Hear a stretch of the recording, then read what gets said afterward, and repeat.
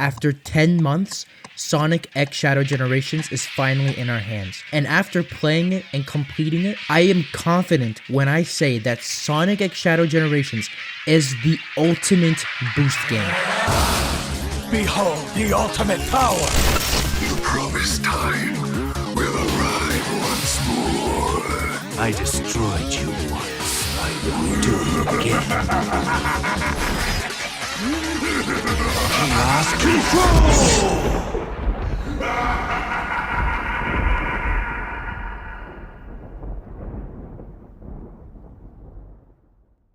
So I'm going to talk about Shadow Generations first because 1, Generations seems to play exactly the same and look exactly the same with some changes, and 2, I'm pretty sure you all know why we're here.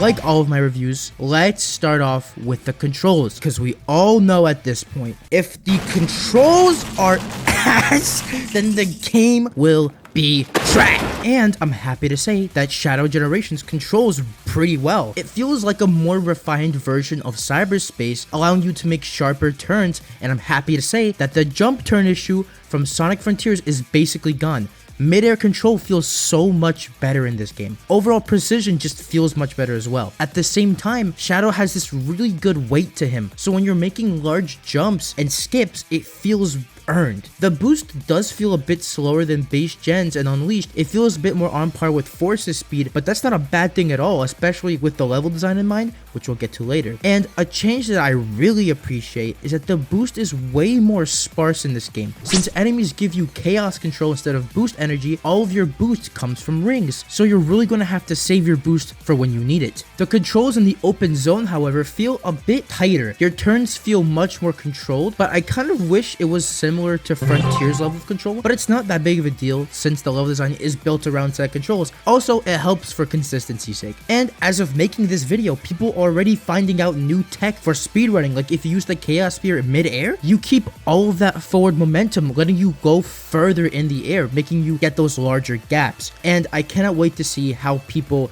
make all these different moves and techs for the game. So the controls are really solid and make the game really fun to play.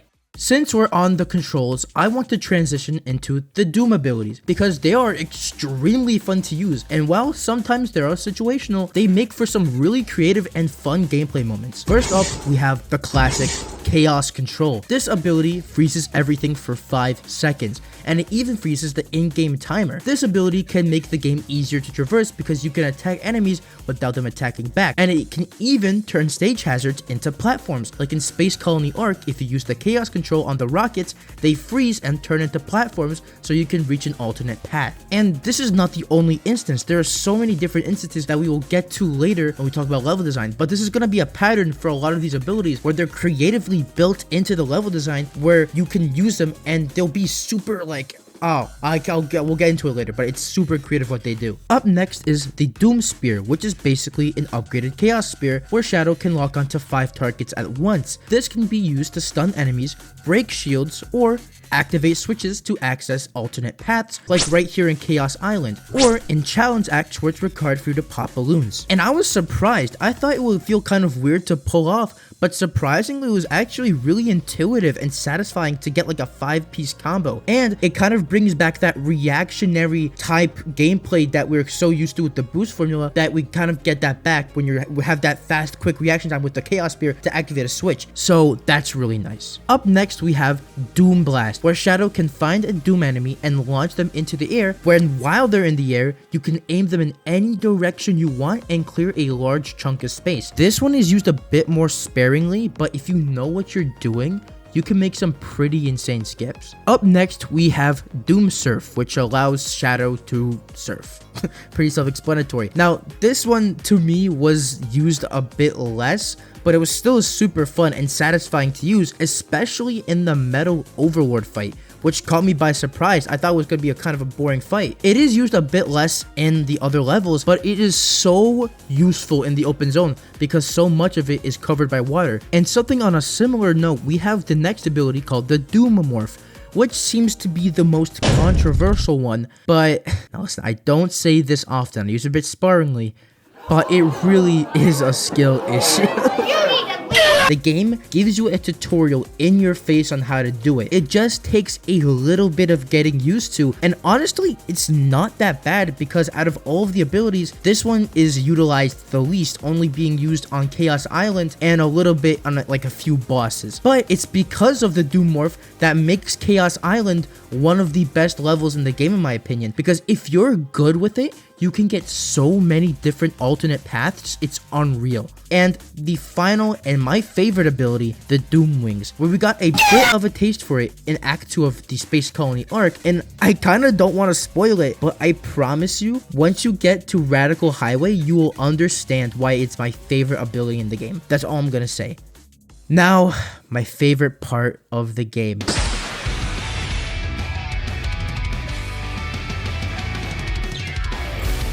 Level design. Strap in because this is going to be a long section. And let me just start off the bat by saying that not only does this game clear every boost game that has come before, including the Sacred Unleashed, but it is some of the best level design that we have gotten in the series, period. If you have been on my channel, you have seen that I've gone really in depth into levels like the Space Colony arc and Kingdom Valley, and you've seen how they're so in depth. And what I'm about to tell you is that even levels like Kingdom Valley that have so much alternate paths and ways to traverse it, that only scratches the surface. I'm telling you right now. So how it works is that there are 6 zones in total with 2 acts each, one act being fully 3D and the second act being fully 2D. In total, there are 12 acts.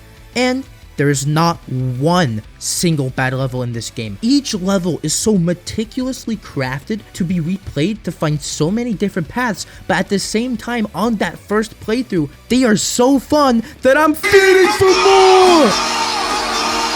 Bro, even the 2D levels are extremely fun. For example, my favorite 2D level in the game, Kingdom Valley Act 2. There are so many different paths that you can take, and so many different ways to use the Doom abilities that let you beat the level in so many different ways. And the set dressing, man, bro. At one point, you go inside the castle, and it looks beautiful, man. And then you get to the part where you have to basically make this climb to the top of the castle tower, which kind of reminds me of a more refined version of Rooftop Run, where you have to climb to the top of the clock tower, and the whole level was just extremely fun, man. Or better yet, Sunset Heights. They turned one of the most boring and bland levels from Forces into one of the best levels in the Sonic series. There's just so many different routes you can take, but the standout has to be the one where there's a Death Egg robot throwing debris at you. And in order to get to a top path that you can see in the right, you have to use Chaos Control to freeze just as the debris is coming at you, and then as you're in Chaos Control, homing attack onto him to get to the top path. Like, what? Who thinks of that? That has to be some of the most creative uses of level design and gimmicks in a Sonic game, let alone any platform I've played ever. And even for some of the weaker stages, the level design is extremely good, like Rail Canyon Act 1, where you have to use Chaos Control to avoid the trains so that you can reach a rail all the way on the side to reach an alternate path, or use the switches to change the rails so you can get massive skips. And for me, the best level in the game has to be Radical Highway for multiple reasons, and one reason I don't want to spoil, but the level is not just big for boost level standards, it's just massive for Sonic standards as a whole because of the Doom Wings. The level is specifically curated for you to use the Doom Wings. There was this cool moment where I thought I lost, but then I flew onto this building that I didn't even know you could run on, and I saved the whole run. And even with the Doom Wings, there's so much level. I had a moment where I was flying over this bridge from the original game, and I had this moment of like, damn, there's still so much level down there that I haven't even touched yet. And I think that's why this game's level design is so just incredible. Not only is it extremely expansive with all of these alternate paths and general openness of some of the levels, like Kingdom Valley or Radical Highway, but the way that it engages the player into taking those paths with different Doom abilities and general controls is masterfully done in such a way that every path that you take off the main path feels like a reward. And in the end, it feels like they've crafted some of the best 3D level design that we have gotten since the adventure days. And I haven't even talked about how Chaos Island uses the Doom Morph ability so well, and just the amount of ways you can traverse that level if you're good. Like I mentioned before with the Chaos Spear, if you are quick on a grind rail, you hit a switch and you can skip a whole indoor section. Like, that's just so creative. It's those little things that just make me want to replay the level over and over and over again, bro. The Space Colony arc is so deceiving, man, because looking back at it now, it pales in comparison to even the second or third stage that comes after, man. I've said this before, but this game feels like the love child of the boost formula and the adventure formula, and it is beautiful. And of course, I haven't forgotten about our beloved open zone. Building off the formula set in Sonic Frontiers, I think that this game does a really good job at improving it. The world is not super big, probably being the size of Rhea, maybe even a little smaller, but what it lacks in size, it makes up in density and the design. The level design is a noticeable step up from Frontiers, matching what we would see in the Coco challenges, maybe even a little better, but spreading it out through the whole level. And it's a bit more vertical in some areas, like those bigger towers. And not only that, the level design actually fits into the world, so it feels natural, which is one of my biggest complaints for Frontiers, where it just feels like a bunch of metal platforms in the sky. This world feels like it could exist in Sonic's world, and throughout the levels, you can collect these concept arts and musics for the museum, and even pages for Gerald's journal, which I will not spoil here. And there are also some little challenges that you can do to unlock more collectibles. Overall, while smaller, the quality of the level design, the aesthetic, and just the amount of things to do more than make up for it. Now, since this is a Generations game, we also have the challenge acts, and they are so fun, man. They actually feel all different from each other in one way or another. Like I mentioned before, you have to pop balloons in Rail Canyon, or destroy a bunch of enemies in a certain amount of time, or collect rings in a certain amount of time, but the way the levels are designed make them feel distinct from the actual base act. And some of these S ranks are quite challenging, especially when you get to the extra hard versions of all of the bosses and the challenges. And a change from the base game to this game is that you have to complete all of the challenges to unlock the final boss, instead of completing like 1, 2, or 3 to get all the keys. So you will end up playing all of the challenges to get all the bosses, but trust me, they're really fun. Then after you do all of the challenges, you get the keys to unlock the bosses. And hot damn, these are some good bosses, man. Right off the gate, you have Bio Lizard, which has some elements taken from the original SA2 boss, but with a new twist where he grows wings, and it's so fun, man. All the way to Mephiles, which I could make a whole video on not just the boss fight, but the build up to the boss fight. I won't go into much detail here because it's massive spoilers, and I want you to experience that for yourself. But that kind of brings up one of the issues I have with the game, and it's not even the game's fault, is that we gotten everything told to us about the game in the trailers, so nothing is left to the imagination. And I know why they did that, because if they don't, then Sonic fans are gonna think that the game has only 3 stages total, with 1 act each and only 1 boss. I hope this game rebuilds trust in Sonic Team so they can actually hide stuff again, so that things feel like a surprise. But overall, the bosses are extremely fun, and the final boss, again, I won't spoil, but it's extremely fun and creative. And of course, what is a Sonic game without goated music, right? That we don't count that doesn't exist. They did a really good job at remixing a lot of fan favorites. Some standouts to me were Kingdom Valley Act 2, where it basically takes the original and just makes it more intense and more like ominous.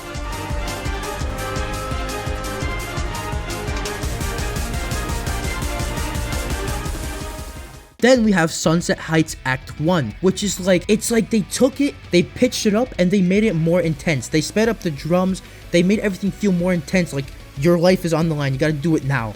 And it just, I think it fits.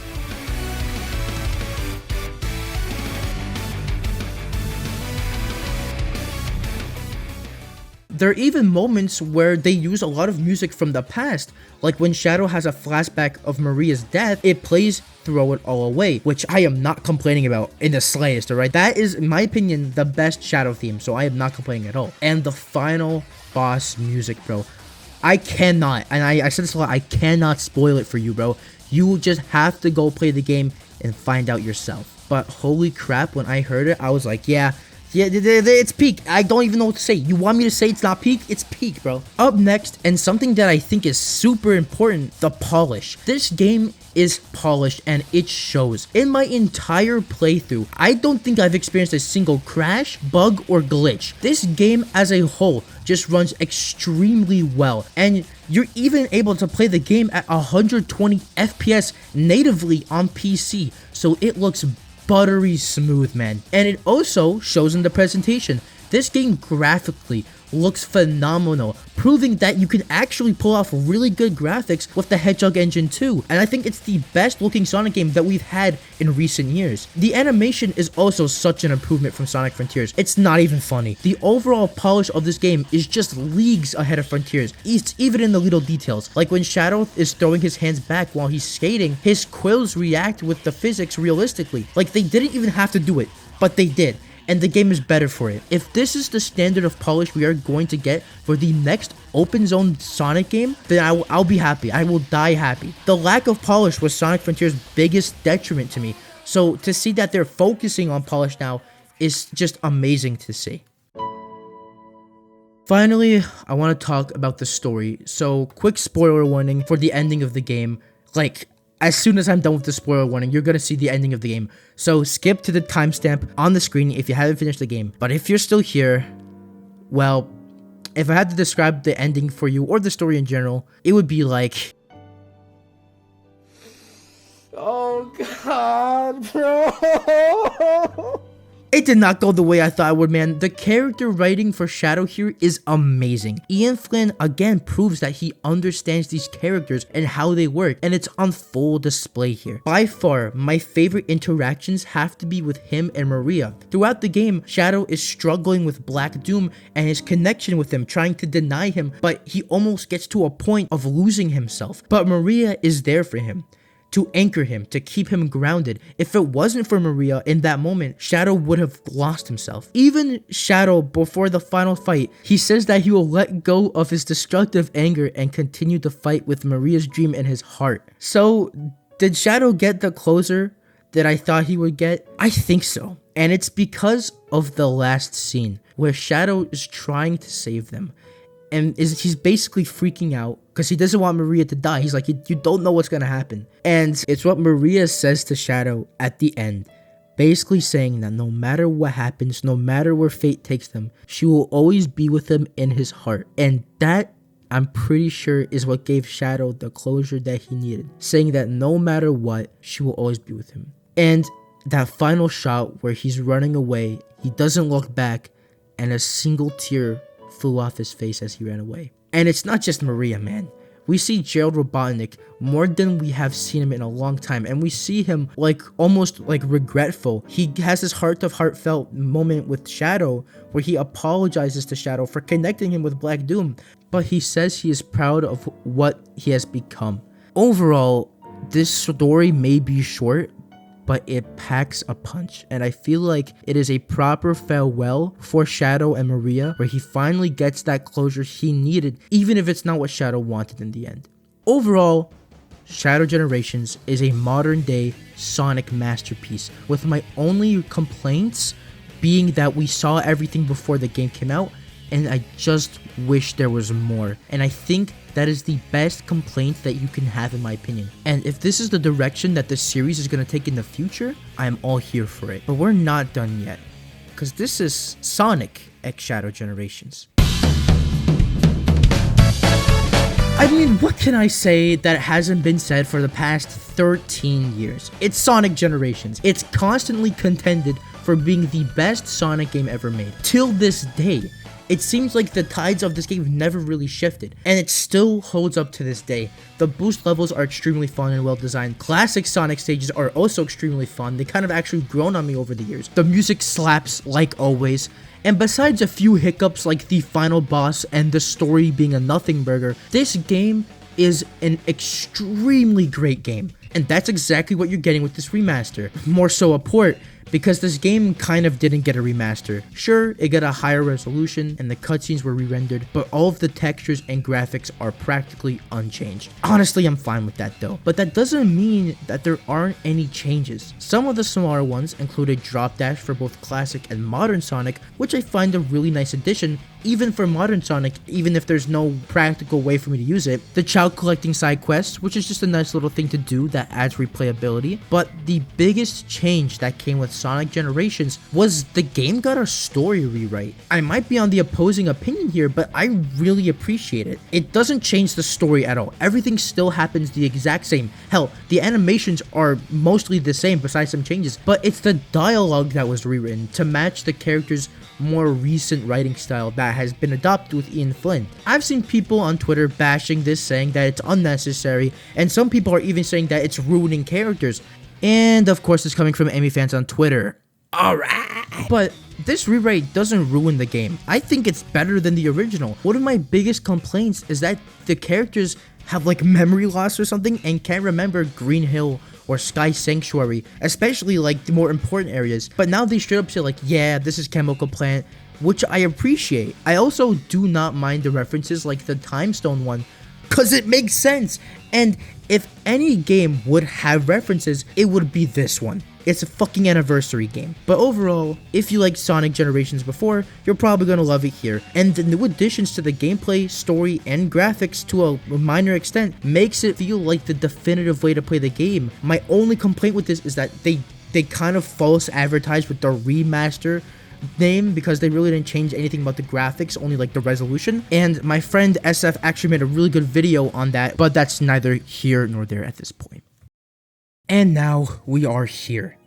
After 13 years, you get this bundle that comes with what can be argued as not only some of the greatest Boost games of all time, but some of the best Sonic games of all time in one package. I have so few complaints about this game, it's almost surreal that Sonic Team made this. And that's why I think Sonic X Shadow Generations is the ultimate Boost game. Hell, it's the ultimate Sonic game because it does everything right. And again, the only few complaints that I have are, you know, the remaster not being an actual remaster, and I just wish there was more. But we already have DLC coming for Shadow Gens later down the line, so who knows, maybe we'll get something new later, but I don't know. I'm so happy with this game. I cannot wait to go play it again.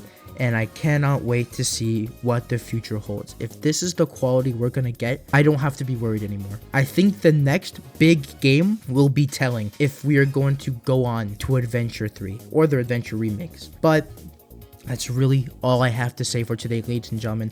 If you guys enjoyed, make sure to like and subscribe, turn on notifications, and comment down below. What do you guys think about Sonic X Shadow Generations? What are your opinions on it?